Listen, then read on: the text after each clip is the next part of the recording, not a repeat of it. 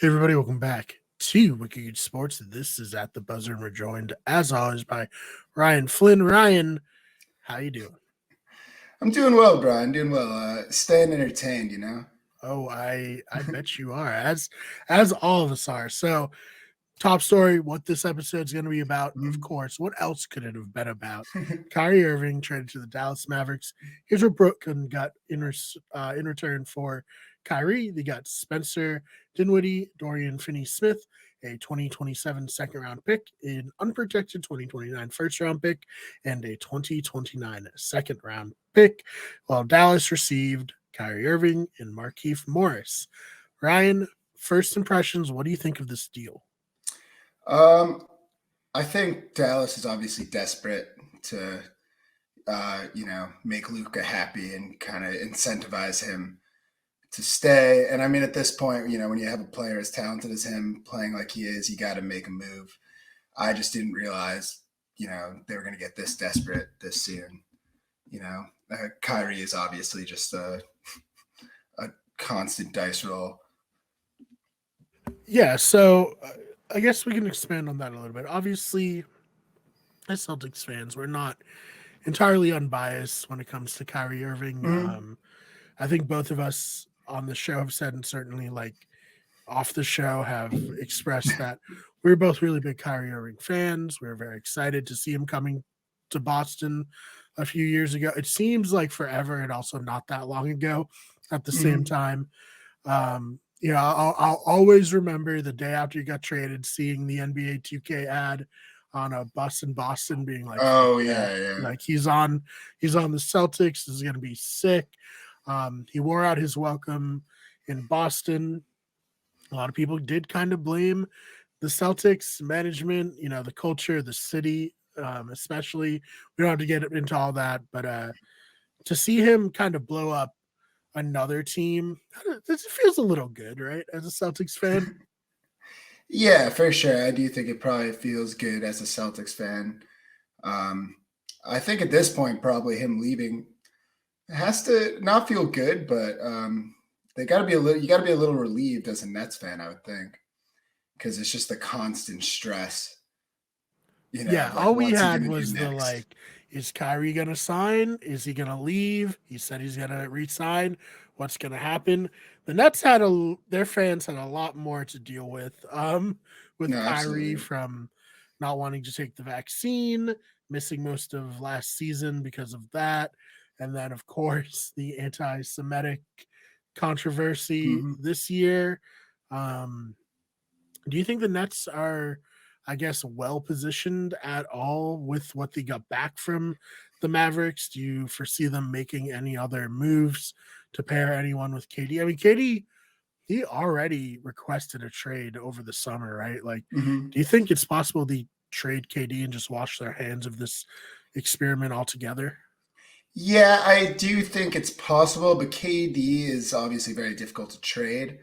Um, and it's just is a team going to have the value to trade for him?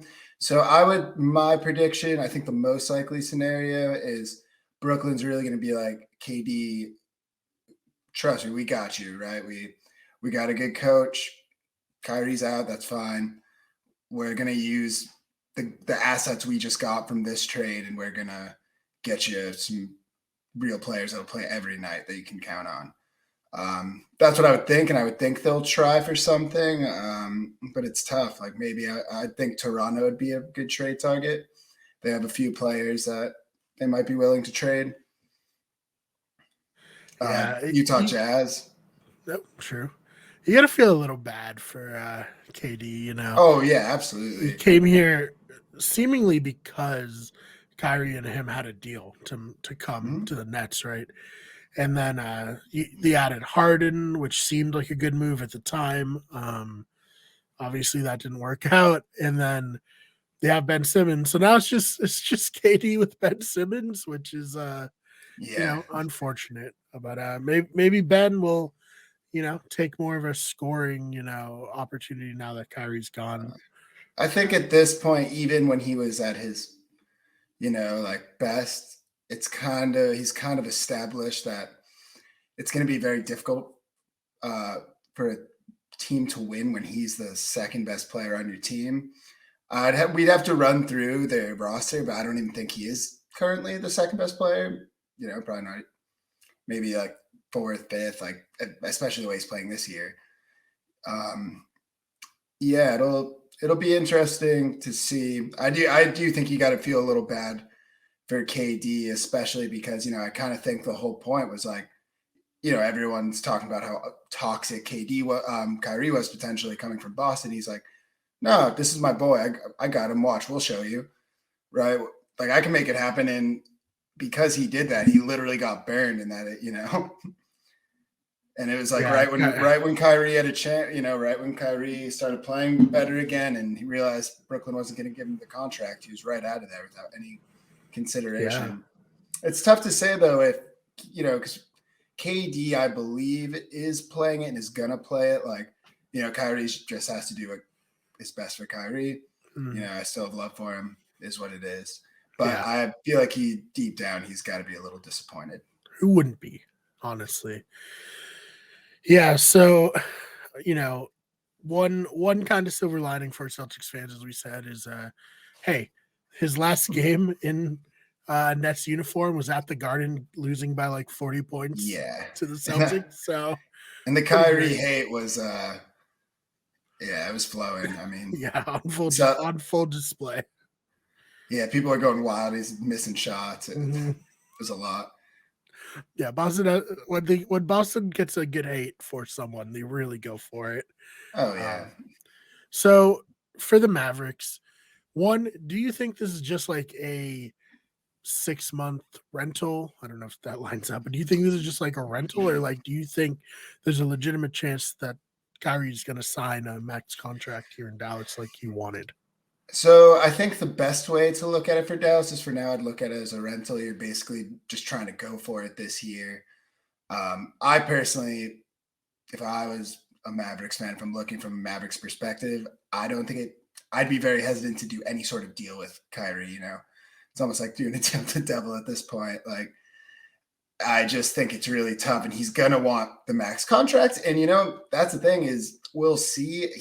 If he believes he can get that, he will play how he's been playing, right? He's an extremely talented player. He's kind of, in a weird way, it's almost like this is like his peak year, because he's actually playing for the first time in a while consistently. But yeah, I think when you run into, it could make sense for a year. I think they could run into a lot of problems, however, if Kyrie gets any sense that they don't want to give him that full contract. It could get real ugly real fast, right? And then I think it was, I can see why it would be seen as worth it, even though Dinwiddie and Finney Smith are good role players, to get Kyrie for even this year. I can see why they did it. But, you did just lose basically your backup point guard, right? The guy who, the team is off. It would be awful without him and Luka on the floor. And you lost your best defender probably. So yeah, it's going to be interesting to see how it shakes out. I know that reportedly Nico, one of the guys with the Mavericks, he was higher up at Nike, and him and Kyrie have a good relationship. But I just think it's ridiculous. We're like, oh no, he has a great relationship with this person. Like, yeah, he had a great relationship with, guess who? Kevin Durant. They're literally best friends, and Kevin Durant is like one of the best basketball players, probably the most talented scorer ever, which obviously, generates a lot of respect from Kyrie, who, is probably a tough guy to get a lot of respect from. So yeah, it's like, we'll see. I would be I'd be a little hesitant. Yeah. So I guess if you had to say, do you think this is going to work out for the Mavericks the way that they hope it's going to? I think, those two players on the same team, pretty talented, but yeah. Oh yeah. You add Christian Wood into the mix, and that's a whole other conversation, but like, yeah, the three of them, they can easily put up well over 100, just the three of them any given night. Insane, and you can, like, even just having Christian Wood and Kyrie out when Luka has those bench minutes, it would make a huge difference offensively. I mean, you really got at that point though, when you have like Kyrie, that's your backcourt, the two of them. It's just like defense is out the window. You're just like an offense. You're just an all offensive, like score as much as we can and hope it's more than the other team.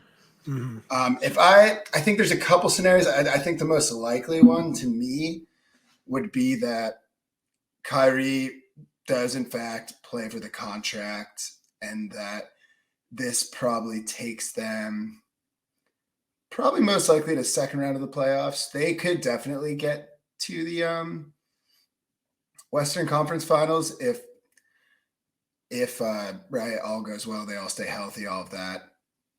But I still am just going to be waiting. That's the thing with Kyrie, you can't make a definite. Like there's always a chance something's going to happen, and like I said, if he gets any whiff of like the fact that they might not sign him for that max contract, I think it could get ugly really fast. Yeah, and if it does, we'll be here to report on it. Ryan, anything you want to plug before we get on out of here? Not really. You can check out the Wicked Good Sports Wicked Good. We can get everything sports.com. Yes, sorry about that. No, that's all right. That's all right. But yeah, you can check out the last article I posted. I did my predictions for the All-Star games. You can see where I was right, where I was wrong. I'll be hopefully posting some award predictions soon. Yeah, that's about it. Awesome. So go check that out there. You can follow the channel on Twitter at Wicked Good Sport, or WG Everything, Instagram, Wicked Good Sports, TikTok, Wicked Good Sports as well, and on Twitch at twitch.tv/Wicked Good Everything. Ryan, thank you so much for your time. Thank you, Brian. We'll see you all. Pleasure as always. Absolutely. We'll see you all in the next one.